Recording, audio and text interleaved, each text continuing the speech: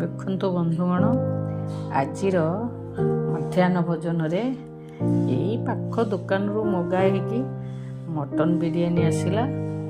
ତା ସହିତ ଦେଖନ୍ତୁ ଏଇଟା କଚମ୍ବର ଅଛି, ଏଇଟା ରାଇତା ଯେଉଁଟା ଆମର, ତା ସହିତ ମଟନ ସୁପ୍। ଆମେ ଏବେ 2 ଜଣ ଯାକ ଯାଉଛୁ, ଦୁଃଖେ ସୁଖେ ଟିକେ ଖାଇକି ଚଳେଇଦେବୁ ଆଉ। ତାପରେ ସନ୍ଧ୍ୟା ବେଳକୁ ଯିବା ଆଉ ବୁଲିବା ପାଇଁ। ଏଇଟା ଦେଖନ୍ତୁ ସୁପ୍ଟା, ତାପରେ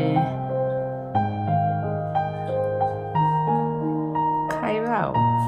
ଆରମ୍ଭ ହେଲା ଏବେ ଖାଇବା। ଖାଇଦେବା ଆଉ, ତାପରେ ପୁଣି ବସିକି କାମ।